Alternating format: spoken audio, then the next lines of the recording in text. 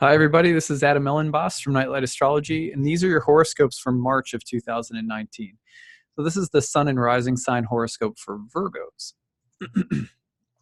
All right, so let's take a look.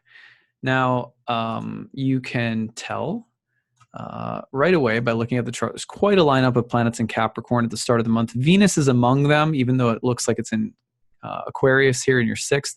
Venus starts off at 29 degrees Capricorn on March 1st, makes a square to Uranus and Aries in your 8th house.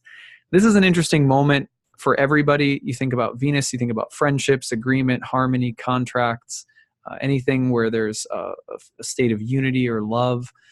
Uranus is a disruptor. Uranus is about individuality, individuation, independence. So think about shakeups around this time in relationships that might be liberating, they might be productive, they might be ultimately healthy, but also maybe somewhat erratic or disruptive, sometimes even a little shocking. Also originality around things related to women, the arts, beauty, love. So potentially kind of an experimental moment or a bit of a rebellious moment.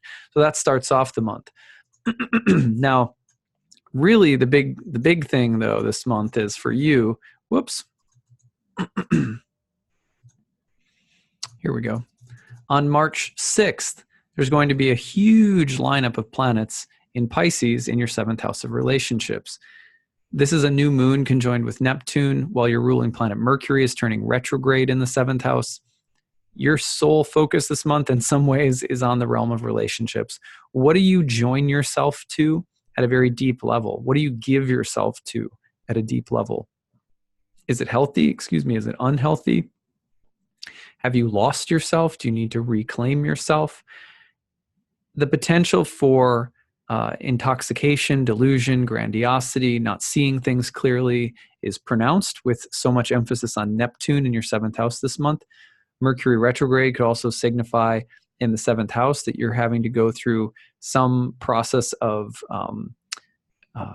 communication and breakdowns of communication and perceptions and misperceptions in your relationships, and trying to be honest and clear so that you really understand who you are, who the other person is, what each other's needs are. So I would just say that with a major focus on the 7th house and with so much Neptune involved, it's natural to lose yourself a little. It might even be a healthy thing. It might be good to take yourself into a realm of myth, fantasy, spirituality, mysticism, joining with something bigger in a kind of romantic mood. However, you also don't want to lose yourself. You want to be sure that truth reigns and that discernment is a part of the process. So that's happening on March 6th. Well, at the exact same time, on March 6th, Uranus is also entering Taurus, moving into your 9th house. So the planet of rebellion, disruption, sudden changes and liberation, moving into a house that has to do with the higher mind, your religion, beliefs, spirituality, the search for truth, law, long journeys. So you're entering into a period where philosophically, even spiritually or academically, you're about to go through a significant paradigm change. And this could involve, other places in the world or some long journey that you're going to make. It's going to be there for a long time, all the way into the mid-2020s. So a bit of a rebellious but exciting energy entering the house of higher education, spirituality, etc. So pretty interesting, that one. All right. So you go forward from there between March 14th and the 19th, you're going to see Mars in Taurus working through trines to Saturn and Pluto in Capricorn. This, to me, feels like a moment of implementing principles, laws, rules, and trying to figure out how you can benefit through some kind of stricter or more disciplined adherence to a program or a set of beliefs. It's a time to dig in, to work hard, and to reap the benefits of a more focused period of work, I think. Now, this period could, there could be some sense of obligation or duty that's a little bit heavier and more pressuring around this time that you may want to explore a little bit as well. Is it healthy?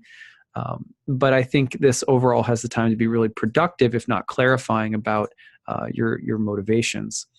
All right, so going forward from there, the next big transit is right around the 20th and the 21st, as the sun passes through the gateway of the spring equinox. It's a saying I've been using.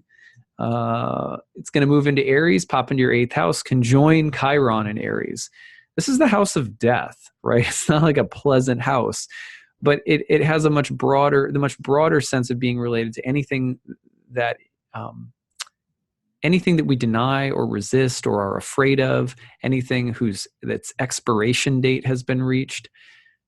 So the sun Chiron, wounded healer, sun in Aries, a healthy confrontation with something that we don't want to look at, or that you don't want to, that you don't want to confront, but you have to. This is, I think, a healthy moment of breakthrough and confrontation, and facing the darker realities of life, but drawing strength and courage from them.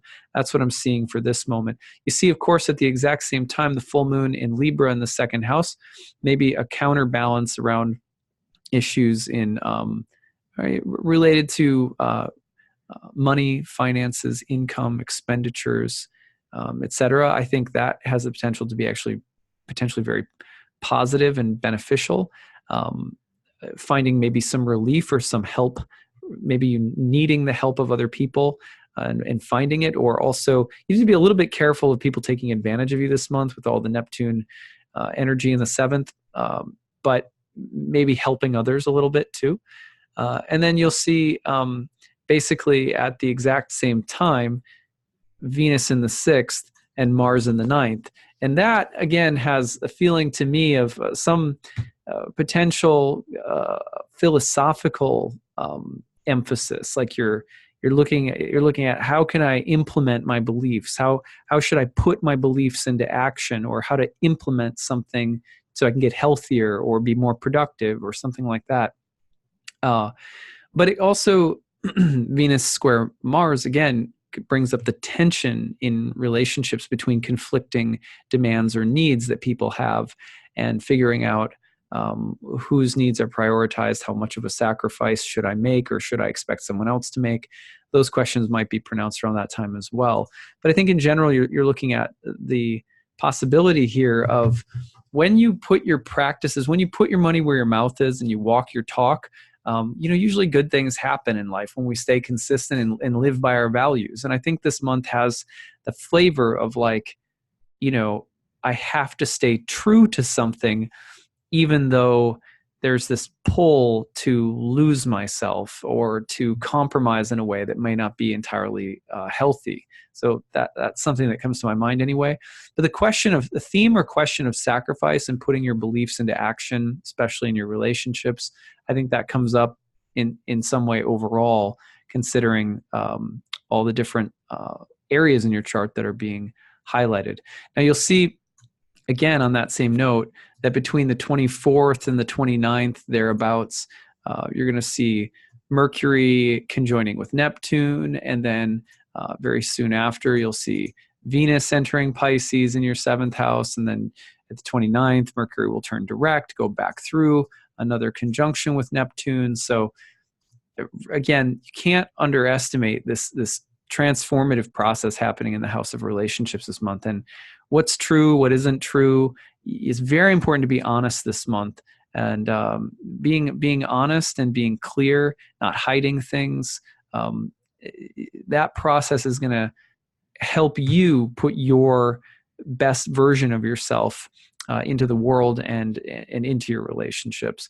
But the potential for some deeper process around communications in relationship, and the need to use your discernment, because the potential to get a little bit lost in something is there right now as well. I think with Venus entering the 7th, good things healing can come to your relationships this month, but there's a process of honestly going deeper into your vulnerabilities emotionally, really looking at things together, being very honest, and not getting lost in fantasies that's necessary for you to get the most out of these.